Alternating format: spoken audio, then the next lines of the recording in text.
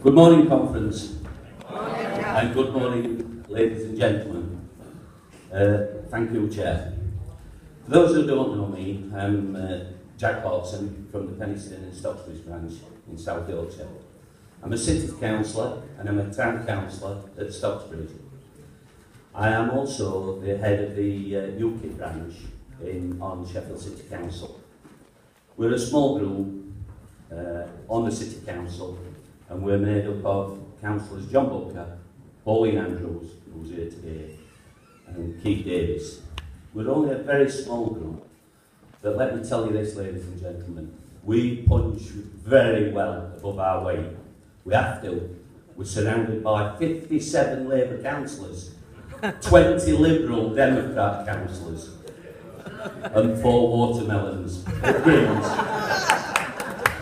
In the recent local elections, we narrowly missed out on getting 2 more UKIP city councillors. And on Thursday the 5th of May, we spent 10 hours watching 7 recounts, resulting in potential new UKIP councillors. We're losing by 3 votes and a dead heat on 1. You know as well as I do, if you're going to win, if UKIP are going to win, we have to win big to negate any claim of rigging. Sheffield is a Labour stronghold. It became the first city of sanctuary for asylum seekers and refugees in 2007. And whilst as UKIP councillors we support help for those in need, we are firmly of the opinion that charity begins at home.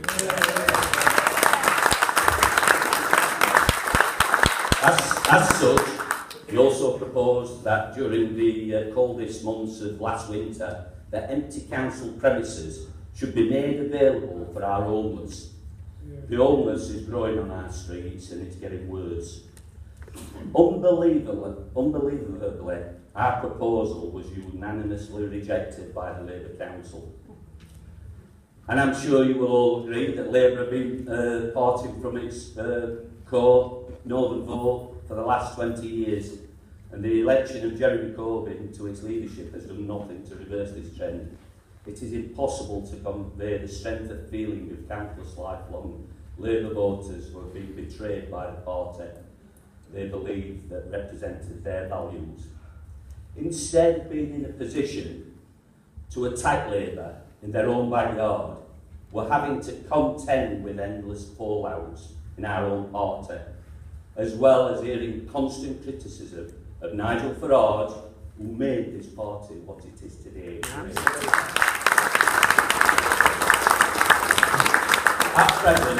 At present, those people, and you know what I'm talking about, have lost the impetus to go forward and gain the upper hand in the quest to overtake Labour here in the north. So, what do I want to say about this today? We're all in a position of having to shortly decide who will be our next leader. And this is very important. It is also important who the leader will choose to be their next deputy. The infighting which has taken place during the past months has left our local branches in a very difficult position. It certainly left councillors on city councillors in a very difficult position, because we're ridiculed day after day after day. Llandudno, it all commenced in Llandudno. Last February, it was very evident there was more than one conference at Llandudno that was taking place. Given that we were all supposed to be on the same page, fighting to leave the EU, it was, in my view, both unnecessary and divisive. I take the view that to constantly feed the media with negative comments makes our party look very unprofessional indeed. Instead of fighting the other parties, we're too busy fighting amongst ourselves at the moment. Here in Yorkshire, if you disagree with one another, we do it behind closed doors. And as already has been said by the last speaker, my mother, God bless her, used to say, you don't air your dirty washing in public. And that's what UKIP have been doing, I'm afraid. You know it, and I know it. And it seems to me that this piece of Yorkshire wisdom is well worth taking note of. Whilst the majority of grassroots members and branches have been working hard for UKIP during the past year, both in the local elections and then campaigning massively for Brexit, our captains and generals have been acting disgracefully. Not all of them, but some of them. Which makes our job on the ground much more harder. We have another Yorkshire saying, which is, if you've nothing positive to say, keep your gob shut.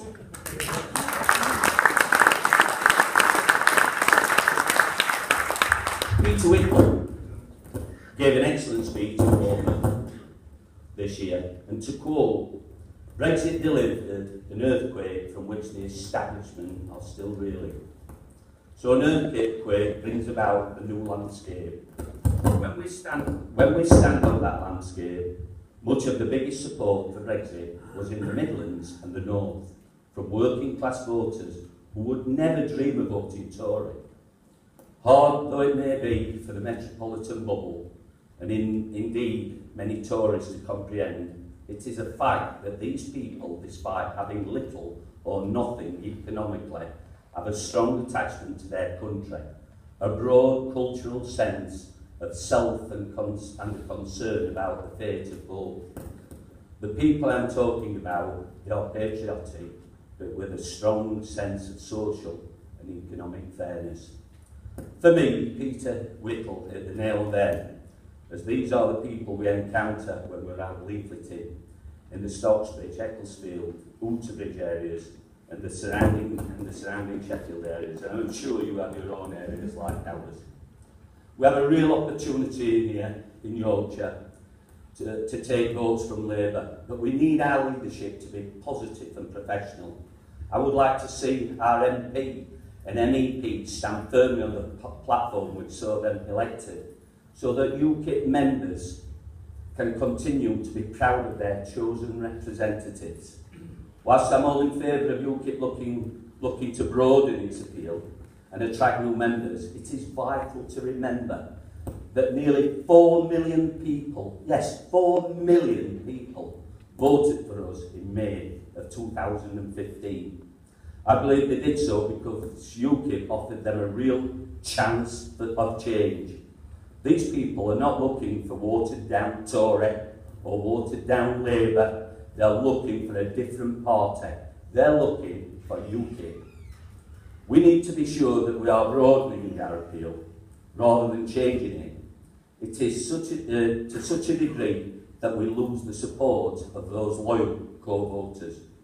We have put their faith in us to deliver real change.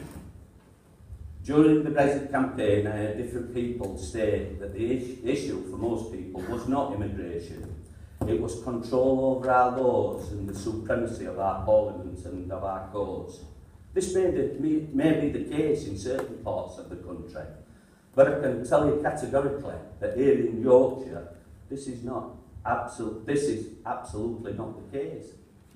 A person's experience of immigration depends very much on where they live.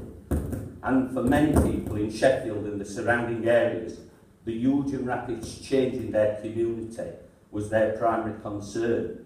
And in Sheffield, we voted out. And I would like to emphasise that these communities were not racist, but they are very concerned about the impact of their culture and way of life. UKIP is the only party which speaks that common sense that appeals to many people. UKIP addresses the lack of housing, the pressures on our health and education and social services. We have spoken about the fact that home ownership is nearly impossible now for our young people. We have addressed the matter of schooling, and we have spoken up for our armed services. Other parties are now stealing our policies and making their own. The reason why UKIP had so much appeal in our area is because people want to hear their politicians and chosen representatives to focus on these matters of concern. The gap between those who run this country and the ordinary person has widened to the point where our leaders have no idea how the other 90% live. UKIP is the only party that gets this. It is a positive duty for us all in UKIP to speak up for those people out there and to have a strong belief in ourselves. These objectives can only be achieved with a strong and honourable leadership who see it as their main duty to represent their members and voters. Donald Trump's election victory, like the Brexit result, has shocked the establishment. Nigel rightly forecast more political shocks on the way, and I totally agree with him. There may be a snap general election soon, and we need to be in top fighting mode to ensure that we get UKIP MPs elected. We cannot afford to come third this time. The time has come to fight, and we will fight to win, but we need to remain united. Thank you, ladies and gentlemen.